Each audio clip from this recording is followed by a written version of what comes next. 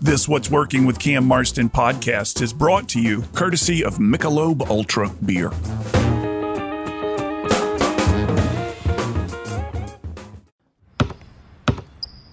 They say consistency is the key to success. They weren't wrong.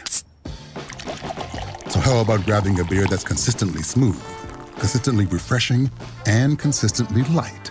You might just find that the road to success can be pretty enjoyable. Michelob Ultra, the perfect balance of taste and refreshment, and only 2.6 carbs and 95 calories. It's only worth it if you enjoy it. Enjoy responsibly. Anheuser-Busch Michelob Ultra Light Beer, St. Louis, Missouri.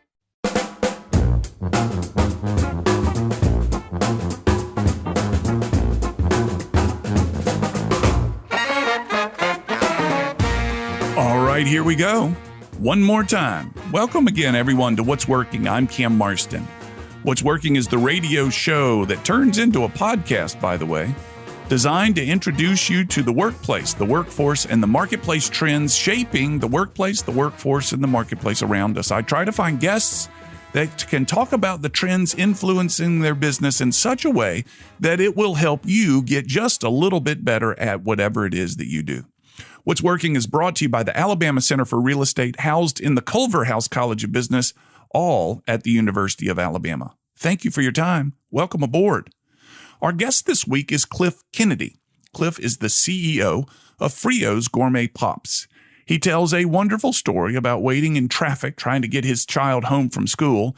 Traffic has stopped, and he saw this thing on the side of the road selling kind of what looked like interesting popsicles. He pulled over, tasted one, and ended up buying a franchise. Not too long after that, he ended up buying the company. And it's a great story of a guy with a lot of determination, a lot of desire to control his own path, and what happens when you take these risky decisions and try to develop a path for yourself. He got great counsel along the way, and the company continues to grow. His board of directors, very influential people in the franchising business, helping him think through it all. It's a great story. You'll love to hear this one when we get to it. So when we come back from break in just a little bit, Cliff will be in the studio with me to talk about that story. What's going on in the world out there? Well, the inflation rates continue to beat the headlines up. It's what we see all the time. Businesses are growing. Twitter's getting bought. All kinds of stuff changing out there. And what are we doing here at What's Working to try to gear you up for the changes in the business world? How am I trying to help you prepare for whatever changes may be coming? One of the things we're doing is that I've talked about a lot is the succession planning workshop that will be taking place on May 26th at the Community Foundation of South Alabama. If you are leaving your company to the next generation, whether it be family or non-family, this is a workshop for you. If you're the heir apparent to the company, whether it's family or non-family, this is also a workshop for you. We'll have consultants talking about this transition. We'll have financial planners talking about the way to go about this. It's going to be a comprehensive conversation beginning in the afternoon of May 26th. Give me a call or an email, and I'll give you an invitation to it. You can email me at whatsworkingcam.com. Again, that email address is whatsworkingcam.com. We'd love to have you. I'm somewhat sheepishly ashamed to talk about the book. The book is called What Works. It's the top 10 ideas from the first 200 episodes. It is right now, if you've been following this process, we've edited it, and now we've made some changes, and the changes are in process right now. This has taken a lot longer than I thought it would. Whether you're my next door neighbor or a listener in Huntsville, when this book finally gets printed, you will hear me scream with delight all the way from here in Mobile, Alabama. I'll be able to tell you more about it, as well as offer chapters of the book as downloads for those of you that are curious about it. It's essentially the best 10 ideas from the first 200 episodes. Not the best 10 episodes, the best 10 ideas. And many times these ideas are repeated over and over again by different guests who go through the same thing. So we dig into that. In fact, Cliff will likely mention some of these ideas in our upcoming conversation after break. Some of these ideas are captured in the book for you to utilize in however you see. So the book is in process, and I'm red-faced in saying that. Before we go to break, here's a message from Sandifer Wealth Management. A college education allows your loved one the opportunity to get ahead in a quickly changing world.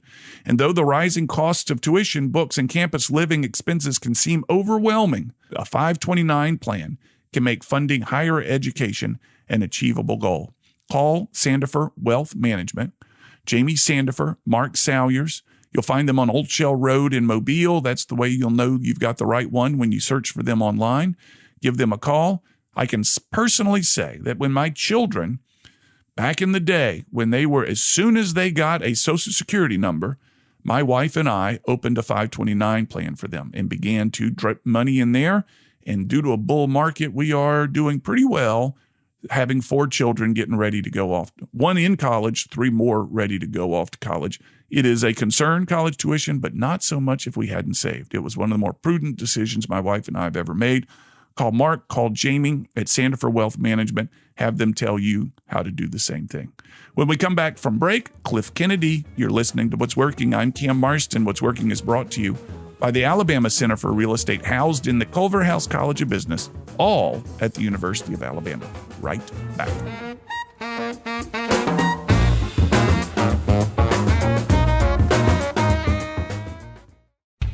Cool thing happened back in '64. That's when Keith Air Conditioning opened their doors. In my family, turn to the experts is more than a tagline. It's a promise. Every Keith technician is an experienced AC professional, and that saves you money. Speaking of money, how about 0% financing for up to 60 months on installations of new Carrier systems? Keith and Carrier, turn to the experts. Mobile's leading name in comfort since 1964. License number 83731.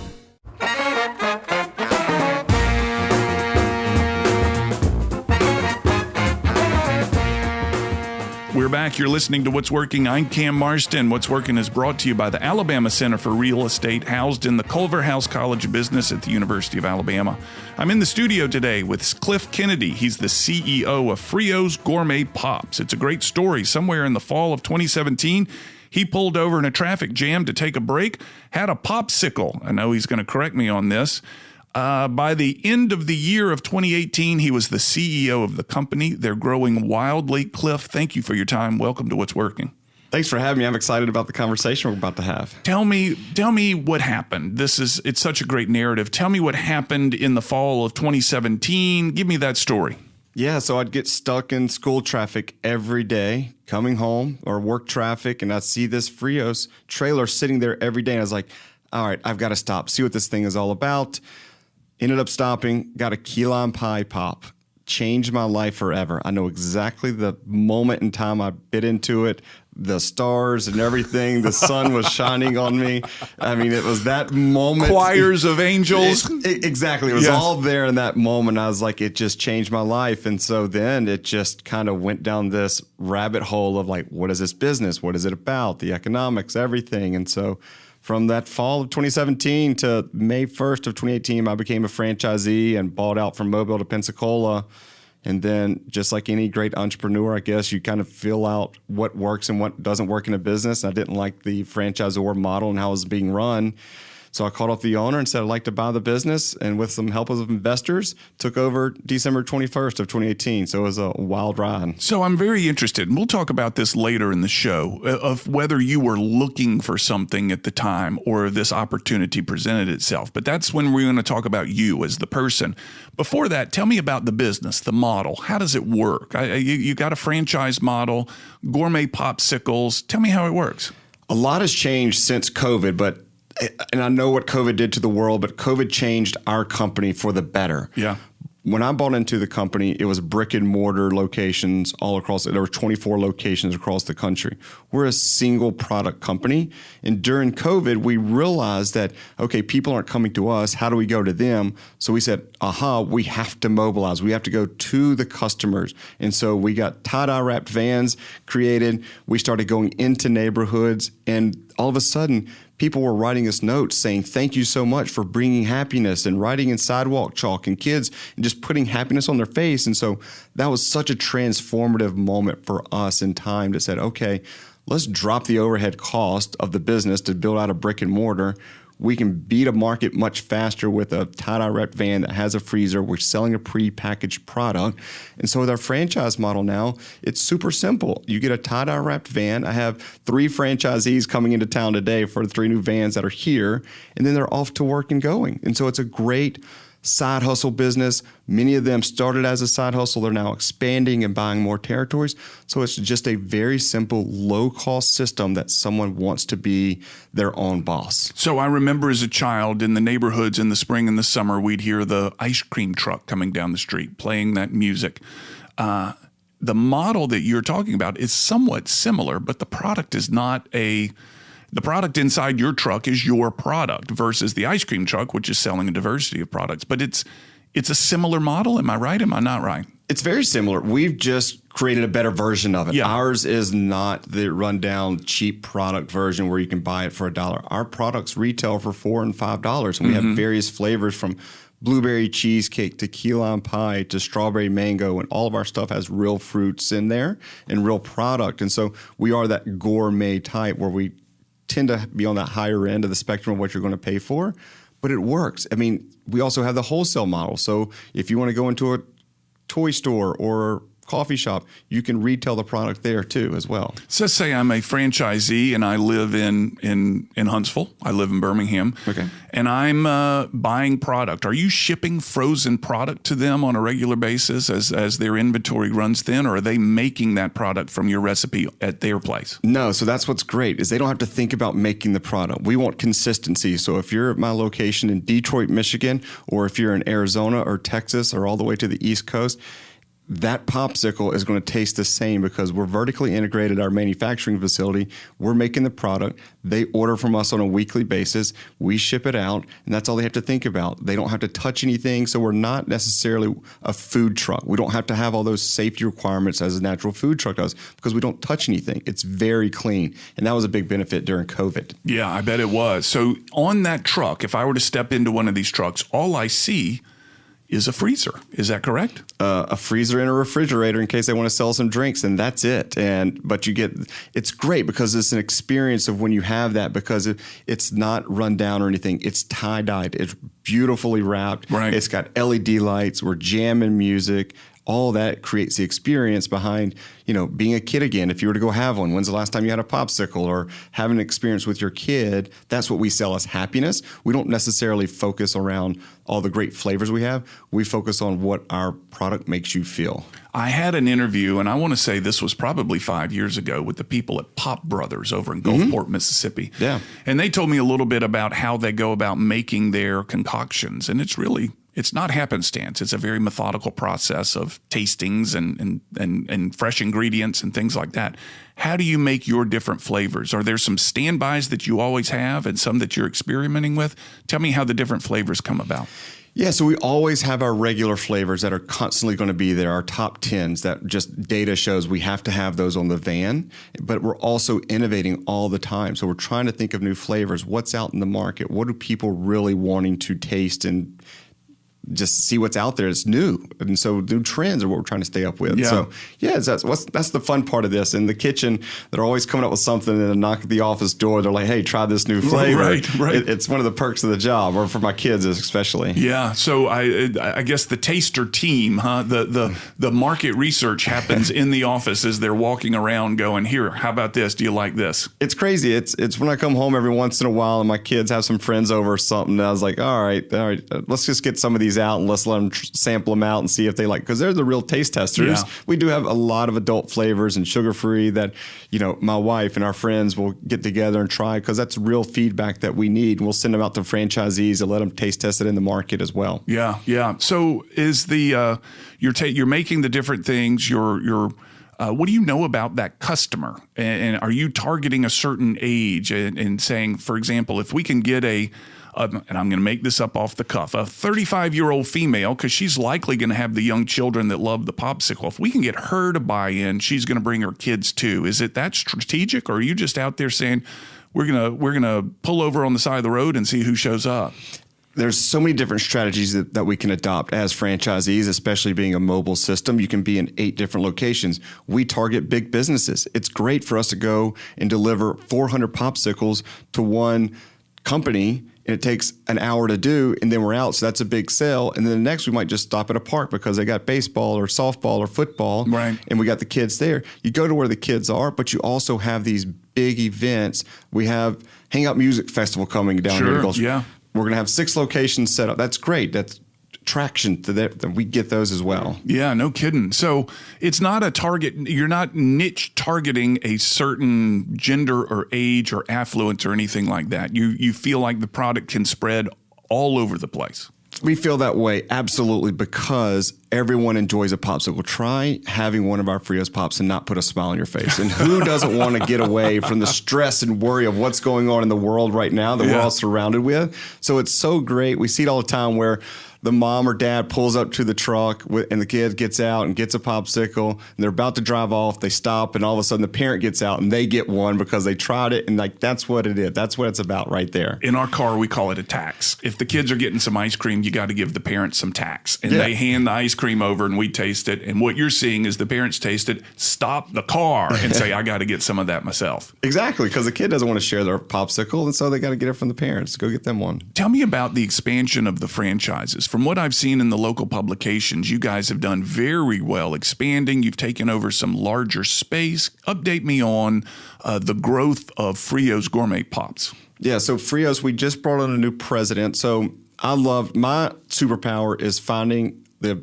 superpowers of others and allowing them to shine. And so I didn't come from franchising, but I needed someone that had the smarts. You were never going to out hustle me, but you could outsmart me. So I needed to find somebody that had the smarts. And so bringing on Patty Rother now as president of Frios has been a game changer for us.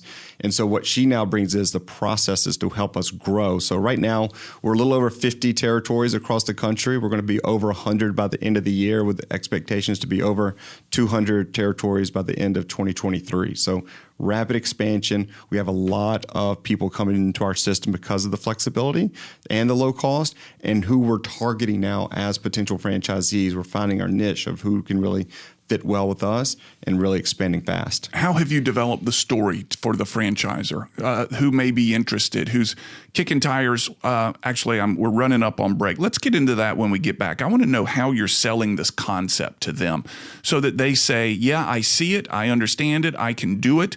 One of the things that I continue to struggle with in my own work is developing the narrative of what it is that I do so people can quickly understand it and buy into it and, ultimately pay me. Yeah. So I'm curious, as this organization, this brand has grown, how you figured out how to tell that story to these potential franchisors. Let's pick that up when we get back from break.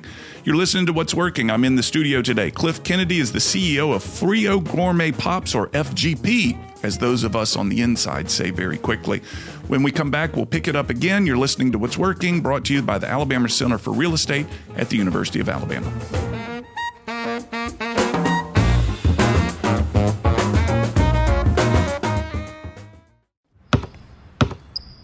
They say consistency is the key to success. They weren't wrong. So how about grabbing a beer that's consistently smooth, consistently refreshing, and consistently light? You might just find that the road to success can be pretty enjoyable. Michelob Ultra, the perfect balance of taste and refreshment, and only 2.6 carbs and 95 calories. It's only worth it if you enjoy it. Enjoy responsibly. Anheuser-Busch Michelob Ultra Light Beer, St. Louis, Missouri.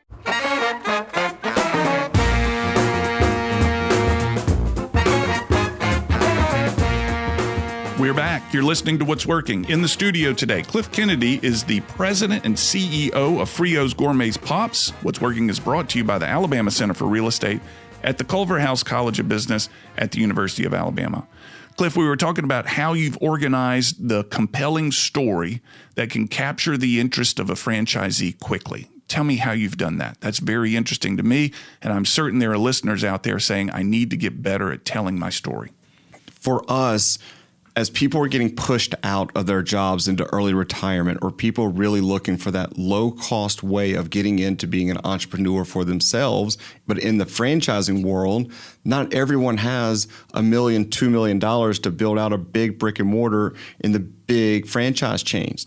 So what we focus on are the people that want to be an entrepreneur, control their own destiny like I wanted to do, and then all of a sudden tell them, hey, we can do this. We're going to set you up for success with all the sales tactics, all the marketing input that we can help you with, All you have to do is go out there and sell a pre-packaged product. It's a popsicle. It's easy to do. And so once you really prove out that system to them and say, they're selling you at the end of, well, can I go here to sell here? Can I go? I tell them, as long as it's legal and ethical, go there and sell that. Right. I'm never going to stop you from doing that. And so that's what's really been the key to us. And then finding out who those people are and where are they right now. So right now, our marketing campaigns are big on teachers. Where are teachers during the summertime? They're out. What's our busy season? That's it. So maybe they want a little extra money during the summertime and want to work and not just sit there on vacation all summer. So we're targeting them, and a lot of veterans are coming into our system right now because they're getting out of the Army, getting out of their branch of the military, and they want the flexibility. They don't want to go into a full-time job necessarily. So a lot of them love the flexibility in involving their kids in this as well. So it's a great business concept that's low cost, that they can teach their kids the value of $1, and their kids are working the vans with them on vacation or on weekends and going to parks and everything. So that's really how we sell that to them, is like finding out what they need and how do we solve that problem for them in a low-cost way that's easy and fun. Are you advertising for the franchisees? Is it word of mouth? Are you going to different markets and attending meetings of some sort to say, hey, take a look at this? Yeah, there's a lot of different ways. So LinkedIn is big for us in finding those people. I'm actually heading out to Houston on Friday for a Franchise Expo show. Those are big for us because a big attraction seeing a tie-dye red van. But it's also word of mouth. We have a lot of people that get into our system because, oh, I was in Keller, Texas. I stopped by this event and I had a Frios. This is the greatest thing ever. Yeah. How do I become a part of a franchise? And so that's what it is as well for us. Are the franchise priced based on the size of the market, or is it a fixed fee? So if I was in South Florida last week, if I'm in a very high density population area, am I going to pay the same as somebody in a low density population area? Yeah, we're going to give you a territory of around 200,000 people. That's exactly what it is. So you can spread out, be very effective with your one van and carts and everything else. And it's $35,000. We give discounts based on veterans, teachers, first responders. But the great thing about us is you might know someone, Cam, that wants to be an entrepreneur that you just don't know it, but you might know about Frios. If you bring that person to us and we sign them up, we'll give you a $5,000 check for bringing them into our system. No kidding. So it's a great way for anybody. Somebody out there might know somebody that says, oh, this might be a great opportunity. This is exactly what you're looking for. If they bring us the lead and we close the deal, we'll write anyone a check for $5,000 as a finder fee. You mentioned $35,000. Is that the franchisee fee plus the truck? No, it can't be. No, the truck. That is just a flat fee that just gets you in the system, get you signed up, get you everything. Make sure they're serious. You're making sure they're serious. Absolutely. And then they have to pay for the van. The van is around $85,000 to $87,000 according to some of the customizations that they want. And then there's some upfront costs of getting inventory, getting some marketing materials out there. So yeah, you can get it's cool. A lot of people now are going with the SBA loans and some of the money that was available to them. Right. So it's very cheap to do that. So it's not necessarily paying $85,000 up front. You might pay $5,000 or $10,000 or $15,000 down payment. So you might be in for less than $50,000 liquid capital to pay for your territory. That sounds extremely reasonable to me.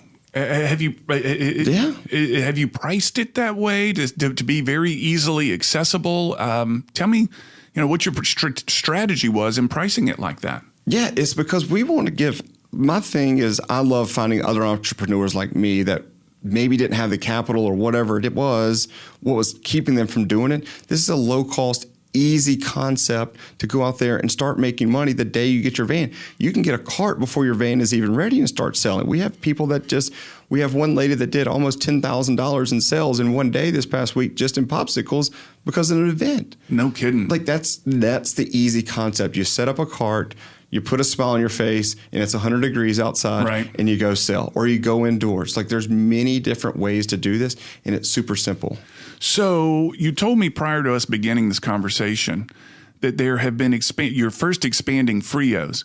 Did you realize when you were doing this that you may be making product for other organizations? Tell me about that. Yeah, so there's private labeling is what's called in the world. So a lot of the things we eat and drink aren't necessarily made by the brand that it is. There's private label manufacturers out there. And so we had a small account that we were doing some business with. I was like, I wonder who else is out there. And so I went to an expo and stuck my foot in the water a little too deep. And I had a major account come up and said, can you do this? I immediately said yes, because that's what I do. That's what I do, We too. started crunching numbers, and we're like, oh, my Lord, we can't do that quickly, but we can. So now, with just the nature of the land that's out there with supply chain issues, we're actually doing a major expansion where we can meet the capacity of the retailers and branded product out there in the frozen novelty space. Frozen novelty space. So you will be making frozen treats, can we say, for a popsicles. major manufacturer that probably everybody knows of. They are aware of them. Yes, you will but be your making, name will not be on it. It will be their product that you will have in your house, but it will be made in my manufacturing facility. Yeah. A buddy of mine out in Texas did that for a while, as well as I used to sell French fries that were, when first part of my career, selling French fries that were, anyway, had the McDonald's name on it, hypothetically, but my company made. So exactly. And are you expanding based on one contract, or have there been many that are coming through now? Yeah, in this business, you don't want to put all your eggs in one basket. So we have several contracts that we're putting in place right now that will definitely increase our capacity. And, we're going from 30,000 square feet to 130,000 square feet. So there's a lot more capital involved in this. But yeah, it's going to be a fun ride. So you have the capability now. Let's say you turn all your machines on and you're fully staffed. You're producing how many frozen gourmet treats per day, and what will it be once this is all built out? Yeah, if we were to go at full capacity right now, we can make around, let's say, 4 million bars annually, somewhere around there. Once we're up at full capacity, we'll be around 400 million bars annually. So a small change. Small change, an extra zero. That's right. That's remarkable. But it's different economies of scale, and what we're doing is very gourmet. Not all the product that you see in the aisle. It's very simple pours and everything else, and we're getting equipment that'll make 1 million bars a day. It's very much more automated world rather than hand done like we're doing right now. I see. It's a different system. We're going into a heavily automated world now. So it's really not apples to apples. The only thing these two things have in common is they're frozen and they have sweets in them. That's it. And is this... It's a much different process. Well, I wonder how. Certainly, someone was advising you, saying this is a prudent move. It's not as if it's an easy transition. This is a big transition because it's not the same thing. Is there any fear in that? There's always fear when you're expanding this large, and not many people are doing it at this point, but there's a huge dearth in this space right now of demand that is not met by capacity. And so how do we solve that problem? There's a supply chain issue all over the country right now and the world, mind you. So there's a lot of people that are trying to expand their lines and capacity to meet the demand that isn't going away. And so that's what, I was already in the frozen novelty space. I just read everything I could on this industry, and I was listening to the customers that were calling me saying, hey, do you have more capacity? I had one customer call me and said, hey, 2 years ago, he said, I need 5 million bars in 3 months. I'm like, great, can't do that, but call me back and hopefully I can. He called me this year, he needs 50 million. So demand is only going up. There's less capacities going out there. So tell me why demand is going up so much. That's really interesting to me. That's a huge increase in demand. Yeah, so the way I thought about this was everyone's going to more snack size, okay? And so if you give your kid a pint of ice cream, or they see you getting them a couple of scoops of tubs of ice cream, they see that they're getting a small portion of a much bigger thing. If I give them a popsicle that's 3 ounces or 2.5 ounces, they get to eat the whole thing. So they want to go to these snack sizes. It's just that mental concept for them saying, oh, I'm going to get a full popsicle out of the refrigerator rather than a couple of scoops of the ice cream when I'm missing out on the whole bucket there. So the portion sizes are going down. Mm-hmm. And when we talk about he needs 5 million smaller frozen treats than historically perhaps he would have made. Correct. And it makes it snack sized. Yeah, it's smaller sizes, it's more demand. People are buying more snack size product. They're getting away. For the first time ever in the history of the United States, in 2025, frozen novelties will outpace ice cream. It's kidding. Never been done before. And so now, what does that mean? With the level of demand that's out there right now, it's only going to get bigger. So there's a lot more innovation that's in the pipeline that I'd love to tell you about, but I can't on here because it's just so innovative. It's never been done in this category. So we're excited about what's to come. So, Are you able to package these things as well in this new facility? So I'm imagining myself with a small wooden stick in my hand, and on the other end of the stick, on the top end of the stick, is the frozen novelty that we're talking about. But it also is typically wrapped in some sort of cellophane. That's not the right word, but wrap, and then it comes out of a cardboard box. Are you doing all of that? We're doing everything from beginning to end. So imagine massive vats of the ingredients that are going into our machines, and they're coming out, they're freezing them. Once they come off the line, they'll be automatically wrapped in the appropriate wrapper of whatever brand that we're working with. They'll go into boxing machines, and then they'll go into our massive freezer that keeps them frozen, and then we'll ship them out across the country. Is your competitor ice cream? Is your competitor an Oreo snack? Is your competitor... Who is your competitor? Is it another frozen novelty, or is it another snack in a different form? No, my competitor is only the other frozen novelty private label manufacturers. Like who's getting the capacity, who's expanding, who can bring on more capacity. So our niche is that we don't have branded product in-house. So Frios is completely different from my manufacturing business. And a lot of those private labels, they buy up brands and then they put them in their portfolio. As those expand, they push out their private label contracts, but we're telling them, we're never going to push you out. Come on in. We'll expand with you because we're not buying up our own brands. And so that's our market niche now, is that we're going to take it to market. Are all these facilities under the same roof? All what we're talking about, the private label business and the Frios business under the same roof? Or are you having to find multiple real estate places around town? No, for now, that can house everyone under one place. Yeah. But I have a team of people up in Denver and Boulder area that work there. It's a very flat world now. You can work from anywhere, especially in the franchising world. You're always traveling to go meet franchisees. So we don't really need a big office space for that. Yeah, but even the freezer space is all contained under the same place. All under one place. Let's take a break. And when we come back, let's meet you. I want to know whether you were looking for this when you pulled over in that traffic jam, what inside you said this is what it should be, and if you can't help but think there's got to be some sort of equity company out there that's going to really take a liking to what we're doing, if he's willing to talk about that. Cliff Kennedy is the president, CEO of Frios Gourmet Pops. Got a tiger by the tail, as so many of our guests here do. He pulled over on the side of the road in the fall of 2017, had a key lime pop, and by the end of 2018 was the CEO of business, and it's growing rapidly. You're listening to What's Working. We'll be right back. What's Working is brought to you by the Alabama Center for Real Estate at the University of Alabama.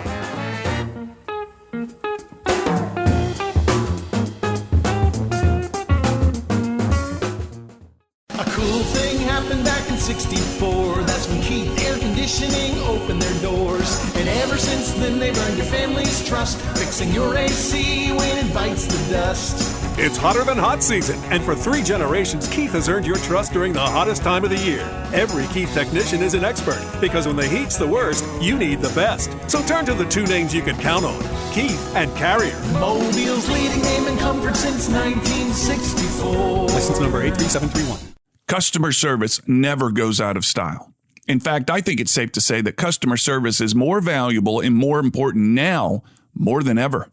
Hi, this is Cam Marston. One thing that my over 200 episodes of What's Working has taught me is how important customer service is to building and maintaining a thriving business. It's the growing need for customer service that's led me to partner with one of the state's leading customer service trainers to create our program called Delivering 5-Star Customer Service. Your team will get one 90-minute training session per month for 6 consecutive months. Each session builds on the skills learned the previous month, allowing your customer-facing teams to practice before moving on to the next lesson. And the 6 lessons address everything from appearance to electronic communications to conflict resolution to maintaining a service mindset.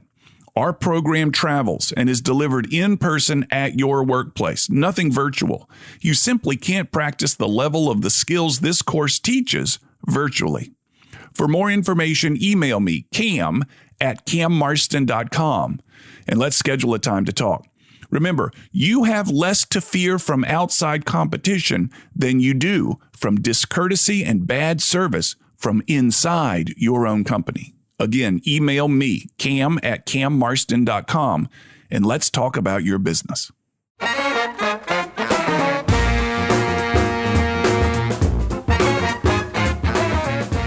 We're back. You're listening to What's Working. I'm Cam Marston. In the studio today, Cliff Kennedy's the CEO of Frio Gourmet Pops. They're making some remarkably delicious treats for Frios, as well as we've just learned, beginning to private label some items in some remarkable volumes. It's really very exciting. This is the segment that I want to learn about you. What made you do this? What are your secrets? What are your pieces of advice? Let's begin with this. What were you looking for in 2017 when you pulled over? And was it an extraordinary career change that you made at that point? Was there something inside of you that said, I want to be the captain of my own ship? Give me your scenario in the fall of 2017 when you first tasted that key lime popsicle. Yeah, so I've been in the family business since I was 5 years old. My grandfather started out of the back of a car with an 8th grade education. Entrepreneur was just in my blood. And so my mom and dad were running the company at the time, but I've always just had that sense of I needed to do something on my own. So tell me about their business. Was it a food service business? No, we were in the oil and gas world. We sold safety equipment to the oil and gas platforms. Keep going. You wanted to run your own business. I just felt something in my body that I needed to be like my grandfather. He created it, and I needed to create and control my own destiny. So I was always looking for a little something else, side hustle, whatever it was. And so I fell into Frios, and I was like, this is perfect. Low cost. It's easy. It's flexible. I can do this. Yeah. And so once I really started deep diving into, okay, here it is. This might be a bigger opportunity. I've always told everyone I'll go to the most risk-averse person I've ever met, which is my father-in-law. And I said, what do I have here? Just something. And so with his help and support, he guided me all the way through it, and then realized there was an opportunity beyond just being a franchisee, but becoming the franchisor. So for me, it's always just wanted to be an entrepreneur and control my own destiny, and also help others realize that life isn't a dress rehearsal. You get one shot at this, so do what makes you happy. And that was what was missing in my life, was like, I need to do my own thing. Yeah. Have you found that? Do you think, it's one of the common questions I have of guests. Are you doing what you were meant to do? Absolutely. 100% every day. I love waking up. Sometimes I even miss my workouts in the morning because I want to get straight to work. I'm excited about it. I have an unbelievable team that's helping behind the scenes do amazing things, and I absolutely love what I do. Take me through a typical day. You wake up at what time? Give me a sense of a typical day for you. I wake up around 4:30, go for a long run. I'm into endurance runs and everything, so I'm a big runner. So that's a big thing for me. Then get the kids ready for school. Get to work right after I drop them off around 7:30. Start, if it's my manufacturing hat that I got to put on, and what are we doing now with our current expansion, and working with my team on the manufacturing side, or is it working with my team on the Frio side? What are we doing about franchising, expanding? How are we supporting our franchisees? So it's back and forth, putting on many hats throughout the day. And I've always been a person that said I'm never going to let business control my life. I'll always try to be home around 5 o'clock. I want to spend time with my kids so they can see me. And so from there, it's just hang out with the kids, be a dad. Give me a husband. Give me a Saturday. Give me a weekend. Oh, Saturday, same thing. It's either going to wake up early, get my workout in, get my run in, hang out with the kids out in the yard, throw the football. Right now we're in baseball season. I'm just a big family guy. You've seen the stories and you read the books of all the CEOs that they've missed out on their kids' lives. That is always something I will never do. I've said it everywhere. It's like family is always first for my entire team. I will never be that dad that just misses out on all the things that I wish I would have never missed out on. So first, endurance running. Mm-hmm. So any sort of running to me is endurance running. Tell me what that means to you. Currently, I'm preparing for the Tahoe 200. It's a 200-mile run in about 5 weeks. And so I will run 200 miles around Lake Tahoe. And how many hours, days will that take? I hope it takes me a little less than 90 hours. Yeah. So that's not one 90-hour run. You stop, you go to sleep. You run consistently for 90. Yeah, you'll take around an hour nap here, 15-minute nap there. But yeah, you want to get done as quickly as possible. And how many other people out there are doing that? How many will you be competing with in Tahoe? I think there'll be about 150 of us out there. There can't be more than 150 people in the world that do this type of thing. Yeah, but for me, it's like you have to find your outlet. I love playing golf, but I'm not good at it. But for me, I can take myself mentally to a place where I'm going to suffer. I'm going to want to quit. I've put myself in these positions in work before. You've always been, am I the right person? Do I need to quit this? This is miserable. So for me, it's like just testing myself of saying, okay, I can overcome this. I'm going to get through this. And then I apply that to my work life, saying, okay, I'm in it right now. This is miserable. I've got to overcome it. I've been in that dark hole before. Let's get out of this. So you put yourself through this endurance running, to remind yourself that you can push through. It's an extraordinary way to remind yourself you can push through. Many people would sit down and read a devotional and get the same message. You, however, run hours upon hours on every weekday morning to remind yourself you're going to push through. And I think you said something earlier that caught my attention that I'd like to hear about that may relate to this. You hired a president that, if I understood you correctly, don't let me put words in your mouth, you realized where your weaknesses were, and you found somebody who could come in and shore those weaknesses up. Is that correct? Yeah, absolutely. It was the great shoe designer and the philosopher Tory Burch said it best: my power is founding powers in others and allowing them to succeed. Yeah. And so that's what I do. I find people that are much better at things that I'm not. And so I want to put them into the position to succeed. So how we run our company, I'm the visionary, both on manufacturing and with Frios. I'm going to come up with a bunch of different ideas. Patty now implements that across our leadership team. Some of them stick, some of them don't, but I'm constantly giving them ideas in the direction of the company with culture and everything else that we're wanting to do. And then she implements because she knows how to put the processes in place. Same thing with Jeff Carter, president of FGP Manufacturing.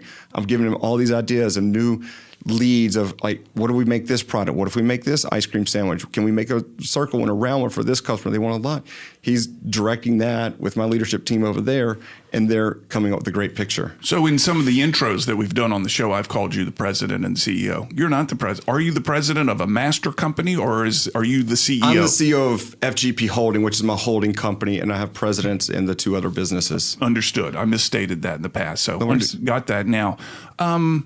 How do you incentivize? So you're the leader of these organizations. First, how did you know they were the right ones? There are a lot of people out there that ask me in my seminar business, Cam, how do we find the right person to get on the bus? What type of questions do we ask? How do we know? What was your sense of when you found Patty that she was the right one? I found Patty, her and I were both on a panel together in the franchising world, and just it's that innate ability to be attracted to someone, like their intelligence and everything. And so I said, I'm putting her on my radar. I'm going to stalk her on social media and everything else and see what kind of person she is. So for 6 months, I just looked at her content. What is she putting out? How is she growing the business that she was currently with? And then I called her up out of the blue. I'll never forget where I was. I was out in California on a work trip, and I called her and said, hey, what would it take to get you? I was like, we knew who each other were because of the industry. And we just talked back and forth, and she wasn't ready yet, but she'll tell you to this day, or a couple of people on my team, as we were talking in August, and I immediately made her a company email address because I knew that I was going to get her. And then she didn't sign on until December. And she asked for the email, and I said, look at this. Here's my screenshot. I created this in August. I knew I was going to get you. Like, when you just know somebody is right, you find a way to get them. Yeah, that's kind of stalky. Yeah, it is. But you know what? You've got to know what they're doing. You've got to know more about them. Right. Everyone interviews great. I've never had a bad interview that says, like, yeah, well, give me the person, like when you call their references, oh, they're a terrible human being. Right. You're always going to get the best. So find out about them by looking about their lives. And where everyone they're puts it going. out, if they're on LinkedIn or if it's Facebook, Instagram, see what kind of content. Yeah. So one of the other questions in our marketplace today, in the world of the Great Resignation, is how do we get and keep people? What is your recipe for that? How many people do you employ? Right now we have about 25 seasonal employees. Seasonal. Yeah. So we'll trend down to about 15 or so just because of the process that we're in now, but we're getting ready to hire probably a lot more than that as we scale up our new facility. Yeah, I bet. So do you have a recipe for finding and keeping people? You're in the fun business, so it would seem like it would lend itself to people being interested.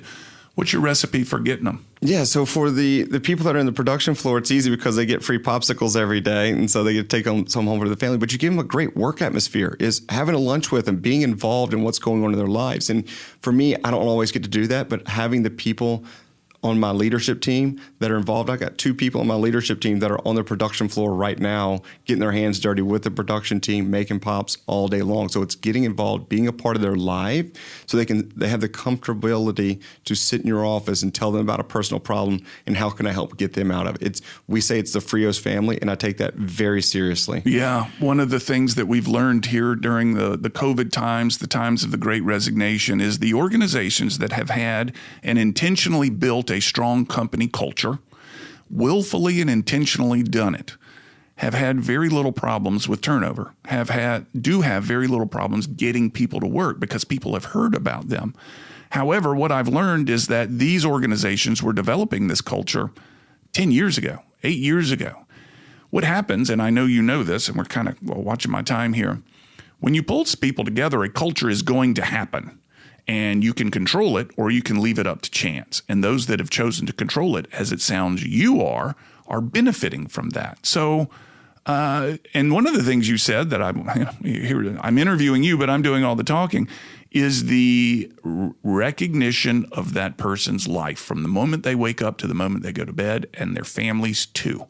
The organizations that I've worked with that aren't having the problem are the ones that recognize this is not just a workplace employee. This is our employee from the moment he or she wakes up in the morning till they go to bed, and we're involved as much as they want in that world. Can you comment on that? Absolutely. We do it all the time with us. And I tell everyone, just put 100% into your workout. Everything. If you come in here and it's a mistake and you put in 95%, you're giving me reason to fault you and blame you for something. The way we run it, we've got leadership team meetings every single week. And then all of a sudden, I don't care if you do it in the middle of the night, just get your work done. And if you want to go to your daughter's or son's game during the middle of the day, I don't care. You don't have to tell me. It's kind of like we don't have vacation policies really. Just go do whatever. Just get your work done and hold yourself. We don't want to be a good company. We want to be a great company. So we're going to find great people that want to do that and be inspired to be their best. 1 year from now, you and I are back in these very same chairs. What's changed? We're about to open up our new manufacturing facility and launching product across the country, and we'll probably be around 125 to 150 locations across the country. Is private equity a part of your dream? There's always a dream of something. You got to have a goal if you don't know where you're going. So therefore, we'd love to be bought out in 10 years or whatever. But if it's great, we want to hold on to it, we'll hold on to it. I'm proud you're in this part of the town. I'm proud you're in our state. Thank you for everything you've done. Thank you for your time here. Thank you for having me. I really appreciate it. Cliff Kennedy, everybody. Look him up. Keep an eye out for him. Frio's Gourmet Pops and everything that goes with it. We'll be back after this break with final comments. You're listening to What's Working, brought to you by the Alabama Center for Real Estate, Culverhouse College of Business, University of Alabama.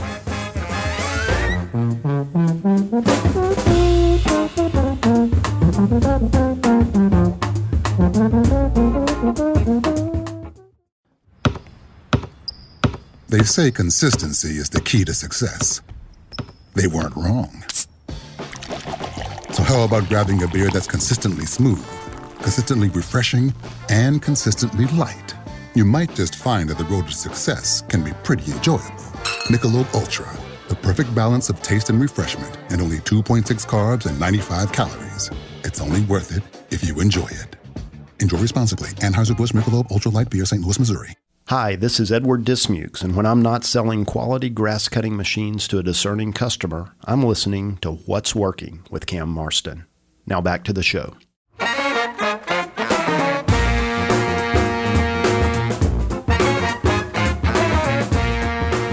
What's Working is brought to you by the Alabama Center for Real Estate, housed in the Culverhouse College of Business, all at the University of Alabama.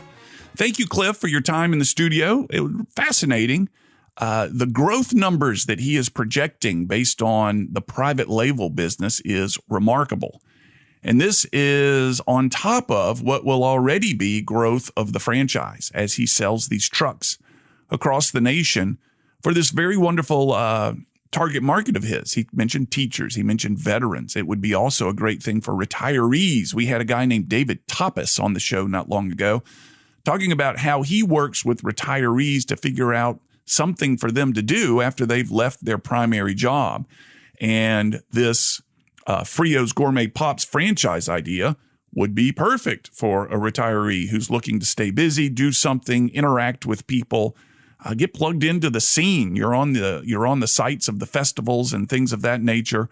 It might be a wonderful thing for him to do. And I'm certain Cliff has found those retirees as great target markets as well. Good for you, Cliff, man. Proud of you for what you've done.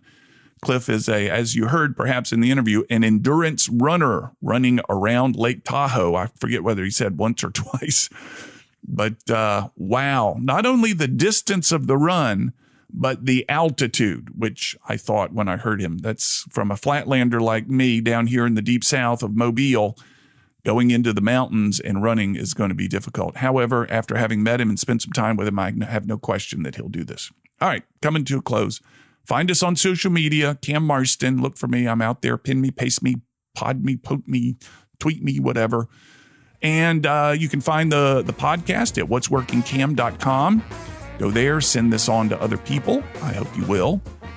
John Thompson is the show's producer. His company is Eye on Digital, taking out all my ands, my ums, and you knows. And we will have another show next week. Have a good week, everybody. Brought to you by the Alabama Center for Real Estate, Culverhouse College of Business, University of Alabama.